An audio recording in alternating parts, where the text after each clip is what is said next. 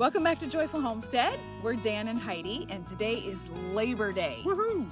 The beginning of all beautiful things fall, right? That's right. Including fall gardening. So we're going to recommend today 9 plants that you can plant in September and harvest before the first frost. Yeah, speaking of frost, it's very important to know where you live as far as your growing zone. If you've not looked it up, we're going to put a map up here so that you can see where are the frost dates and the freeze dates falling in your area. Now here where we live, our hardiness zone is 7B/8A. We're kind of right on the line there. And like Heidi said, you'll have to look in your map to see what yours are. But basically, you want to find those times where the first freeze or frost happens, and you want to reverse engineer 45 to 60 days for your seed planting, because you want your plants to be entirely mature within that period of time. Right. Now, your frost date is that first nighttime temperature that gets down to 32 degrees, down to about 28. A lot of plants that are grown in the spring and the fall are frost hardy, and so they can survive this. Your summer plants can't. Your tomatoes and your peppers and your bush beans and all those things, they'll die off. That's right. But these things are frost hardy. So most of them are fine with a little bit of, in fact, it tastes better sometimes if they have a little bit of kiss of frost. Now, the freeze date for us is about 2 weeks later. We have October 15th and then maybe the 1st of November for our freeze date. And that's the date where the nighttime temperature might get down 28 degrees or below. Then you start getting into a little bit more of the ice crystals forming, and it's a little bit more dangerous for some plants that maybe are frost hardy, but not freeze hardy. And you want to make your dividing line right there, because you have the possibility of losing those plants. All right, so let's get into the vegetables that we're recommending today. So we've got, first of all, the home run radish. Radish is super easy to grow, and it's super quick. From seed to the full radish plant, all the way in 20 to 30 days. So that would be a great one to start with, and really in any climate zone for the United States. Because we have enough time. That's right.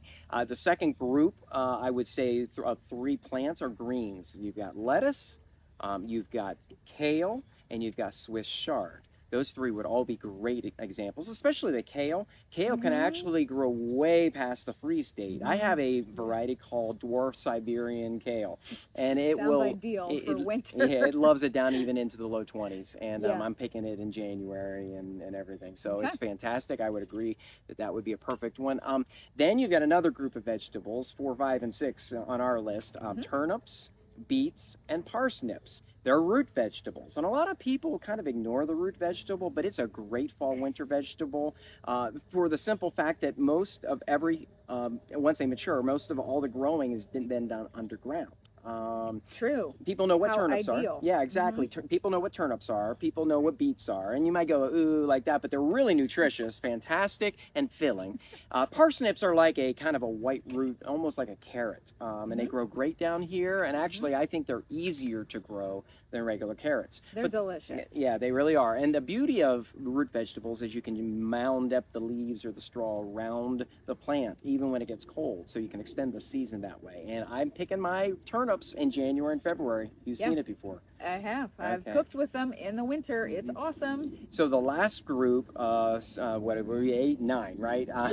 Is the parsley and cilantro. So we're in the herbs. We never want to forget about herbs, and parsley and cilantro, they just go great together. They're cool weather herbs, so they'll just pop right up in the fall. And you can make the guacamole out of the cilantro. Parsley is very versatile for a lot of different dishes. And the really great idea with planting them in the fall is that once they do die off after the freeze, they seed themselves, and they'll grow back up in that same spot in the spring. So it's just really kind of just a natural benefit of planting in the fall, for sure. So those are the 9. Okay, I'm so excited, ready to plant them. Now, before I start planting today, I have one more seed hack that will really help you with your fall garden, and that is soaking your seeds. Remember that we are talking about a maturity time on the your packets of, be 45, 60 days, less than that if possible. You can actually speed up the germination rate a lot quicker if you soak your seeds for 24 hours in preparation before you plant. You can actually add a couple of days quicker germination time on some plants. And of course, can make all the difference when you're talking about fall gardening. Thanks for spending some time with us today. I hope you learned a thing or two about fall gardening. If you've never tried it before, jump right in and give it a shot. If you've never done seed planting, check out this video that Dan did. It's pretty awesome. It is full of hacks and tips for planting from seed. All right, we ready to do it? Let's do it. Happy planting!